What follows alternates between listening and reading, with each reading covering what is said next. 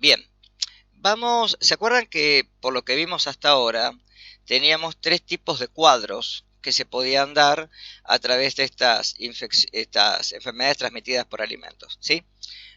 Uno es el cuadro de intoxicación, el segundo es un cuadro de infección, totalmente contrapuestos. Uno ingiere, en este caso, un elemento tóxico llamado toxina. En el caso de una infección, uno ingiere microorganismos. Y muchas veces pasa que dentro de los cuadros de infección podemos llegar a tener una toxoinfección. Recuerden que todo lo que voy a hablar yo está dado por la ingestión de alimentos que están contaminados, pero que no modifican caracteres organolépticos, ¿de acuerdo? Eso es muy importante. Cuando uno ingiere un alimento contaminado y que de alguna manera no manifieste ante la contaminación una modificación del color, del olor, del sabor, la textura, etc., uno no puede estar seguro de que ese alimento sea inocuo, ¿de acuerdo? Cuando un alimento está alterado, directamente no lo voy a consumir, con lo cual ese alimento no tiene riesgo sanitario. En cambio, cuando un alimento está contaminado y no modificó en la contaminación los caracteres organolépticos, al estar contaminado y yo no poder darme cuenta de esa contaminación, ese alimento sí carece de inocuidad, nos puede enfermar. ¿Hasta acá estamos claros? Bien, vamos a ver primero un cuadro de intoxicación, ¿sí? Propiamente dicha. Cuando uno dice intoxicación, está hablando, recuerden, de la ingesta de un producto que tiene, en este caso, un elemento llamado toxina. La toxina es lo que nos va a enfermar. Bien. ¿Quién es Staphylococcus aureus? ¿Y por qué nos importan alimentos? Porque ustedes si leen, yo ahí les dejé en plataforma y en la fotocopiadora de la esquina está también todo el material para que puedan leer, ¿de acuerdo? Van a tener un paper, o sea, un documento, por cada uno de los microorganismos o especies que vayamos viendo. Va a estar todo en plataforma y va a estar todo también en fotocopiadora, para que lo puedan tener y poder estudiar. Ahora, de cada paper, no quiero que lean todo el paper, sino las características que nos llevan a darnos cuenta de que es una intoxicación, de que es una infección o es una toxoinfección. Bien.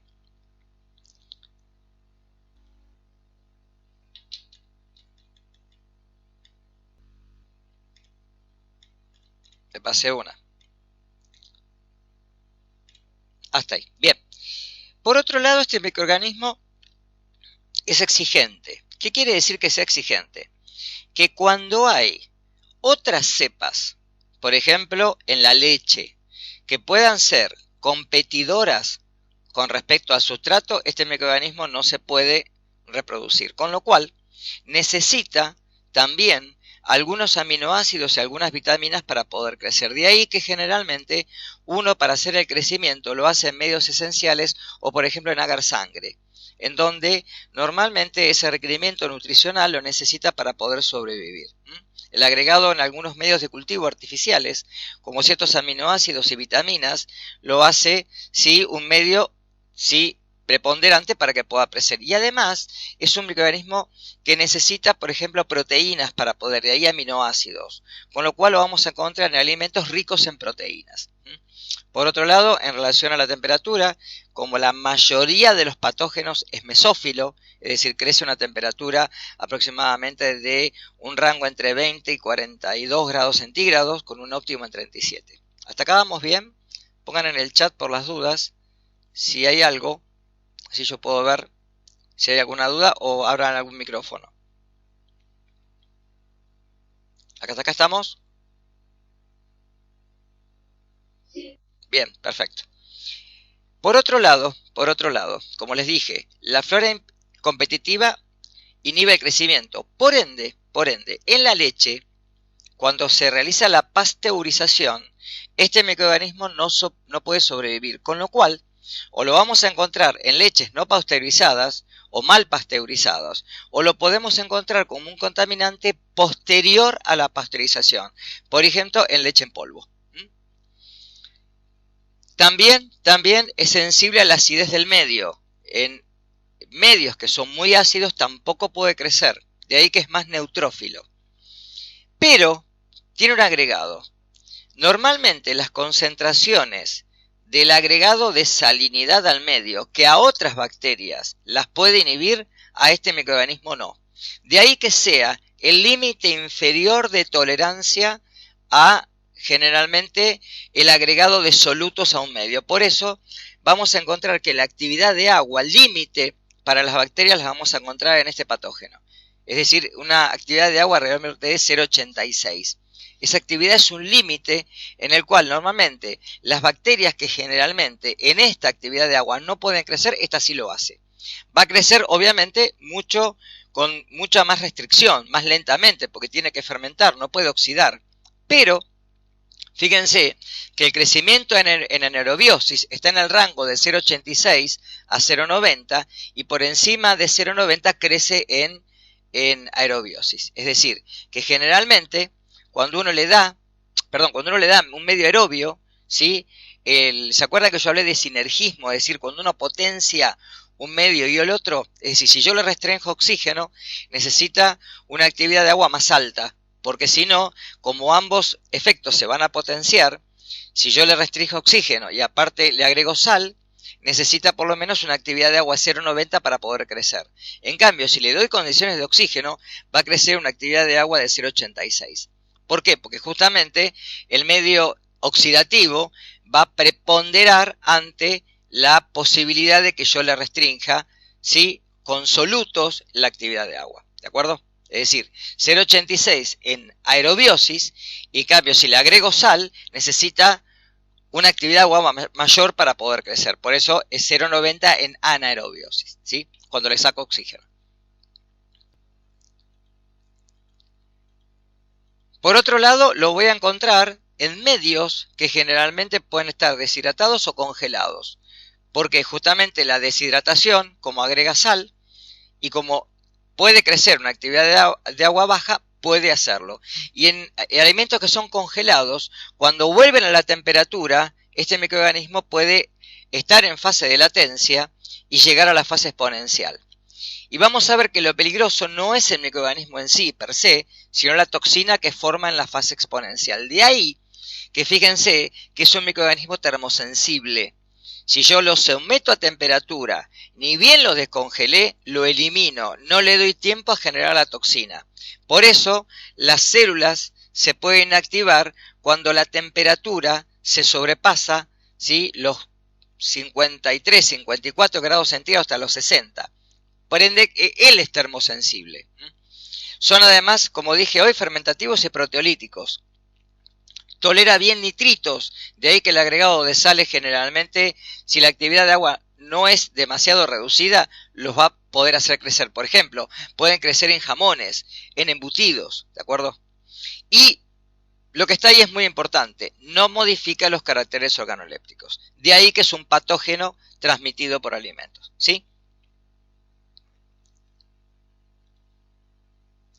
Fíjense que el intervalo de temperaturas para la multiplicación y la producción de toxina está generalmente entre los 4 y 46 grados centígrados, ¿sí?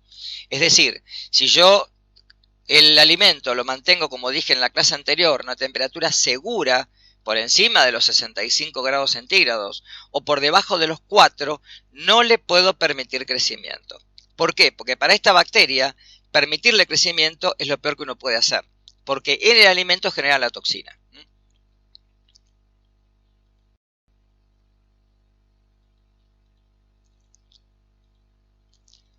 Bien, las toxinas antiguamente se hablaba de neurotoxina. ¿Por qué neurotoxina? Porque generalmente esta toxicogénesis produce vómitos violentos. Es el síntoma principal. Además, es una intoxicación propiamente dicha. Lo que uno ingiere en el alimento es la toxina. Como es una toxina, fíjense, es una proteína de bajo peso molecular, muy pequeña, el calentamiento del alimento no puede inhibir la toxicogénesis. Es decir, una vez que el microorganismo si yo le di la temperatura y condición adecuada, pudo generar la toxina en el alimento, lo que va a pasar es que yo, por más que caliente el alimento después, lo lleve por encima de los 50 grados centígrados, un recalentado, ¿sí? Lo que va a ocurrir es que yo ingiero el alimento y lo que ingiero es la toxina.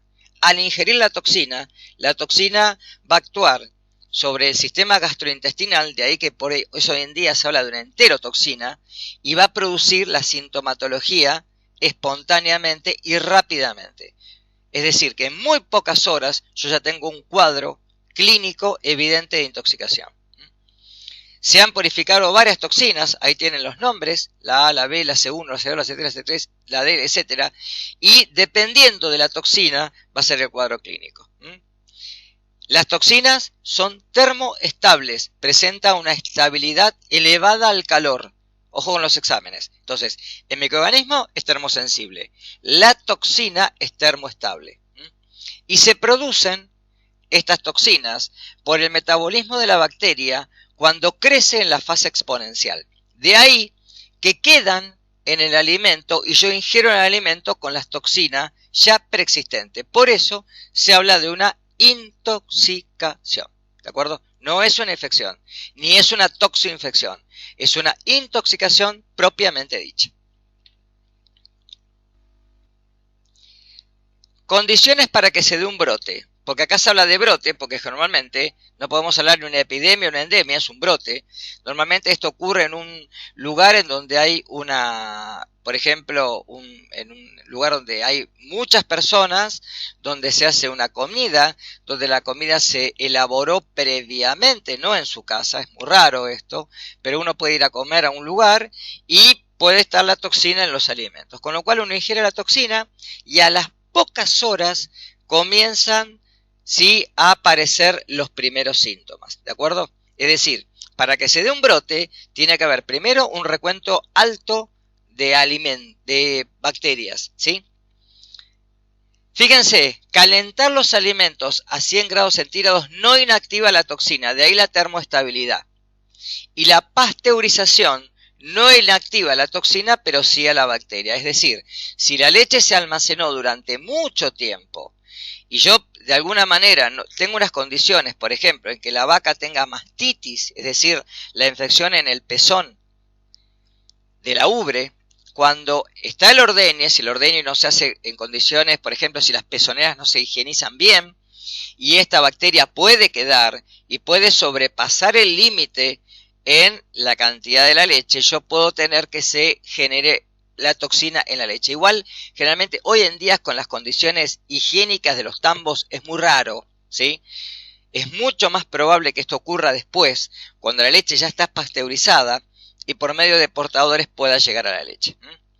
En recuentos bajos en alimentos, tiene que haber un procesamiento inadecuado, es decir, cuando uno hace un procesamiento adecuado, generalmente reduce el número de bacterias viables, ¿sí? Y además pueden estar cuando el alimento no se mantuvo en condiciones seguras, que ahí las tienen, por ejemplo, por encima de los 60 o por debajo de los 7,2, ¿sí? Algunos autores recomiendan temperaturas más bajas todavía. Dicen que un alimento es seguro, en los últimos papers que yo he leído, que generalmente es seguro cuando está por debajo de los 4 grados centígrados. Temperatura de heladera, no de la puerta de la heladera, que generalmente es de 4, ¿sí? O en cámaras donde la temperatura está entre los 2 y los 4 grados centígrados.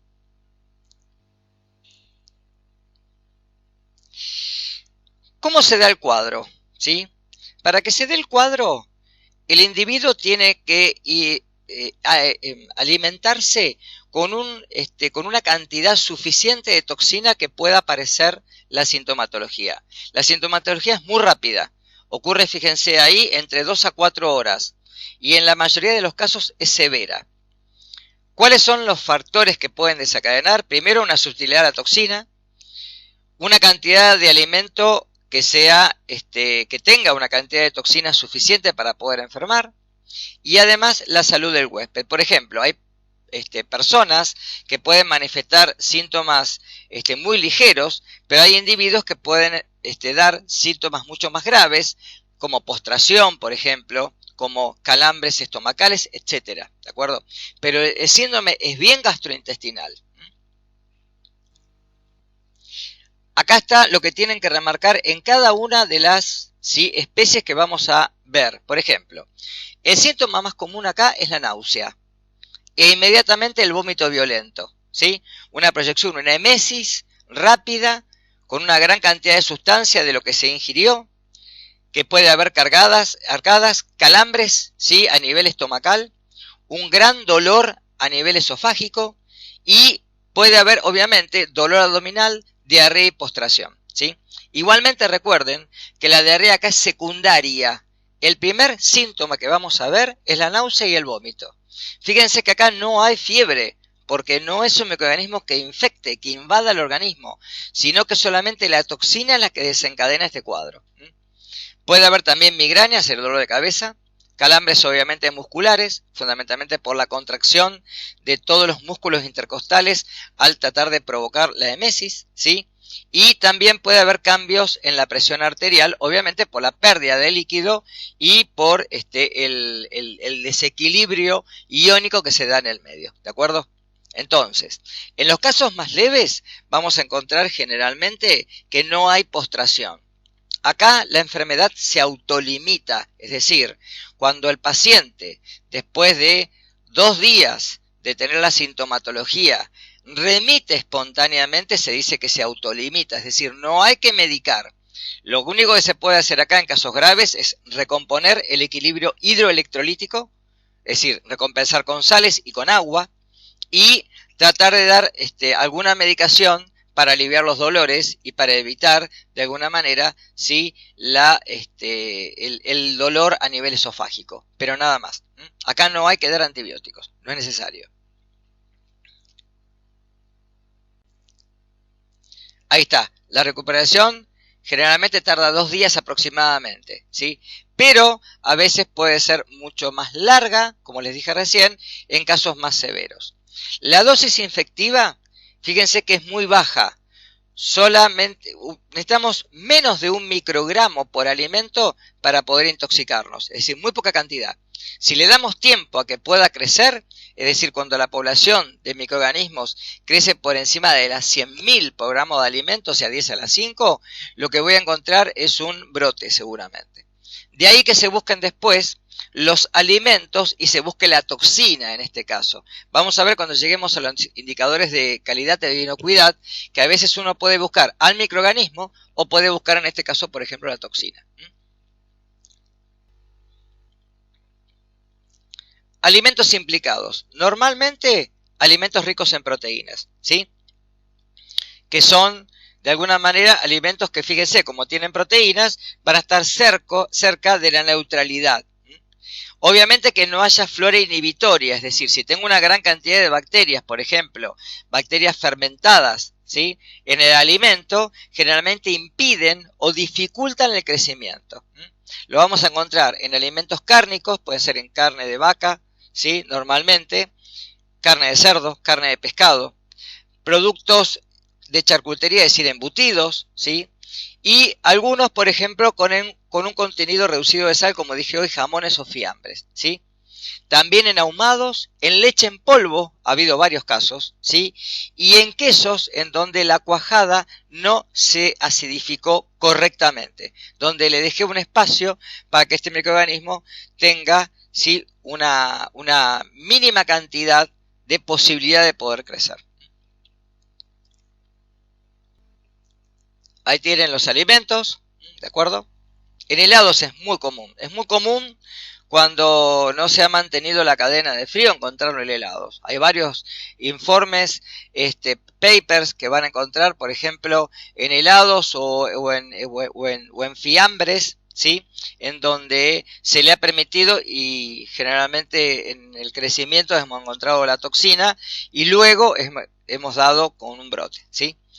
Además, para que se presente un brote tiene que haber, por ejemplo, una cantidad de estafilococos que genere la toxina y un medio de transmisión que generalmente se dé a través del alimento en per se o por manipuladores que lo lleven al alimento una vez que se ha retirado la flora inhibitoria, ¿de acuerdo? Y obviamente un alimento que sea favorable para el crecimiento del germen y la producción de la toxina en concomitancia con este. Recuerden que crece en la fase, se da toxina en la fase de crecimiento exponencial. Una temperatura favorable, una cantidad de bacterias que pueda llegar a generar la toxina en la cantidad suficiente para enfermar, y obviamente la digestión de la toxina con el alimento que esté presente, pero aunque el microorganismo no esté presente, lo que dijeron, recuerden acá, es la toxina. Formas de prevención, obviamente respetar, esto lo van a encontrar en todos los papers, respetar las reglas higiénicas, cuidar digamos, el aseo personal y hacer exámenes, ¿sí? Testeos en manipuladores para evitar que llegue este microorganismo al alimento por manipuladores que no saben de la presencia del mismo, ¿sí? La prevención, fíjense que no es posible generalmente a un nivel del 100%, pero lo que se puede tener, el alimento es una forma segura, en condiciones de, digamos, de almacenamiento y después de procesamiento y distribución que sea segura.